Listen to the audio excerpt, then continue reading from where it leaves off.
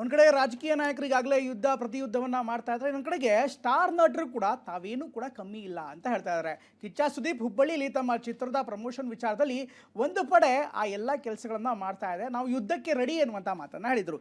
ಈಗ ಅದೇ ವಿಚಾರವನ್ನು ಅಥವಾ ಅದೇ ಪದವನ್ನು ಈಗ ಮುಂದಿಟ್ಕೊಂಡು ದರ್ಶನ್ ಅಭಿಮಾನಿಗಳು ಗಜಪಡೆ ಅಂತ ರೆಡಿ ಆಗ್ತಾವೆ. ಇಬ್ಬರ ನಡುವಿನ ಈ ಕದನ ಹೊಸದೊಂದು ತಿರುವಿಗೆ, ಹೊಸದೊಂದು ಮಗ್ಗಲಿಗೆ ಈಗ ಹೊರಳಿದೆ. ಹಾಗಾದರೆ ಏನಾಗ್ತಾ ಇದೆ ನೋಡೋಣ ಬನ್ನಿ ಸ್ಟೋರಿಲಿ. ತಚ್ಚು ಕಿಚ್ಚ ಕನ್ನಡ ಚಿತ್ರರಂಗದ ಸ್ಟಾರ್ ನಟರು, ಒಂದು ಕಾಲಕ್ಕೆ ಕುಚುಕುಗಳಾಗಿದ್ದವರು ಬದಲಾದ ಸನ್ನಿವೇಶದಲ್ಲಿ ವೈರಿಗಳಂತೆ ಫ್ಯಾನ್ಸ್ಗೆ ಕಾಣೋದಕ್ಕೆ ಶುರು ಮಾಡಿದ್ದಾರೆ.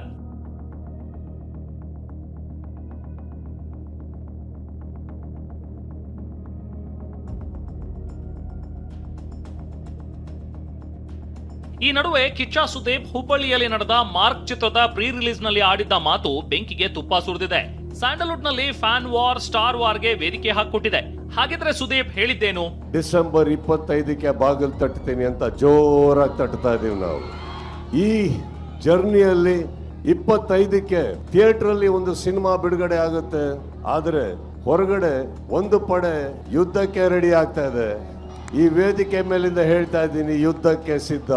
ಯಾಕಂದ್ರೆ ನಾವು ನಮ್ಮ ಮಾತಿಗೆ ಬದ್ಧ.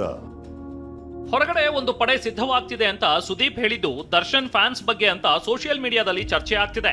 ಈ ಮಧ್ಯೆ ದರ್ಶನ್ ಫ್ಯಾನ್ಸ್ ಒಂದು ಪಡೆ ಅಂದ್ರೆ ಗಜಪಡೆ ಅಂತ ಎಲ್ಲರಿಗೂ ಗೊತ್ತು, ಯುದ್ಧಕ್ಕೆ ನಾವು ರೆಡಿ ಅಂತ ಕೌಂಟರ್ ಕೊಟ್ಟಿದ್ದಾರೆ. ಇಷ್ಟೇ ಅಲ್ಲದೆ ದರ್ಶನ್ ಪತ್ನಿ ಕೂಡ ಪರೋಕ್ಷವಾಗಿ ತಿರುಗೇಟು ಕೊಟ್ಟಿದ್ದಾರೆ. ಕೆಲವೊಂದು ವ್ಯಕ್ತಿಗಳು ದರ್ಶನ್ ಅವ್ರು ಇಲ್ಲದೆ ಇದ್ದಾಗ ಅವ್ರ ಬಗ್ಗೆ ಹಾಗೆ ಅವ್ರ ಫ್ಯಾನ್ಸ್ ಬಗ್ಗೆ ವೇದಿಕೆ ಮೇಲೆ ಹೋಗೋದು, ನಿಂತ್ಕೊಂಡು ಮಾತಾಡೋದು, ಚಾನೆಲ್ ಮೀಡಿಯಲ್ಲಿ ಕೂತ್ಕೊಂಡು ಮಾತಾಡೋದು, ಹೊರ ಕೂತ್ಕೊಂಡು ಮಾತಾಡೋದು ಎಲ್ಲ ಮಾಡ್ತಿದ್ದಾರೆ. ಅದೇ ಜನಗಳು ದರ್ಶನ್ ಅವ್ರು ಇದ್ದಾಗ ಅವ್ರು ಬೆಂಗಳೂರಲ್ಲಿ ಇರ್ತಾರಾ ಇಲ್ವಾ ಅಂತಾನೆ ಗೊತ್ತಾಗಲ್ಲ. ದರ್ಶನ್ ಅವ್ರು ಹೇಳಿರೋ ಹಾಗೆ ಯಾರು ಏನೇ ಮಾತಾಡಿದ್ರು ನಾವು ನೊಂದ್ಕೊಳ್ಳಲ್ಲ, ನಿಮ್ಮ ಪ್ರೀತಿ ಹಾಗೂ ಬೆಂಬಲ ಮಾತ್ರ. ಸೊ ನೀವುಗಳು ಹಾಗೆ ಬೇಜಾರು ಮಾಡ್ಕೋಬೇಡಿ. ಇದೀಗ ವಿಜಯಲಕ್ಷ್ಮಿ ಕೌಂಟರ್ ನೀಡಿದ ಬೆನ್ನಲ್ಲೇ ಸುದೀಪ್ ಫ್ಯಾನ್ಸ್ ಸಿಡಿದೆದ್ದಿದ್ದಾರೆ.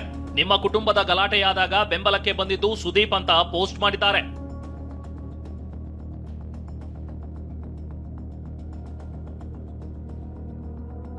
ಈ ವಾರ್ ನಡುವೆ ದರ್ಶನ್ ಆಪ್ತ ನಟ ಧನ್ವೀರ ಗೌಡ ಇನ್ಸ್ಟಾಗ್ರಾಮ್ ನಲ್ಲಿ ಕಾಡಲ್ಲಿ ಎಲ್ಲಾ ಪ್ರಾಣಿ ಇರುತ್ತೆ, ಆದ್ರೆ ಸಿಂಹನೇ ರಾಜ ಅನ್ನೋ ಪೋಸ್ಟ್ ಹಾಕಿದ್ದಾರೆ.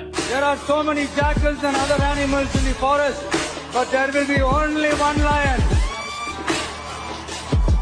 And even if it is single, it will be the king of jungle.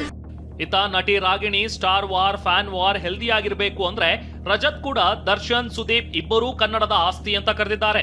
I think it's a very healthy thing to have fan wars, and it's our pratyobru actor do strength irodu our fans, right? So when the fans are healthily wanting to promote a film, that's good.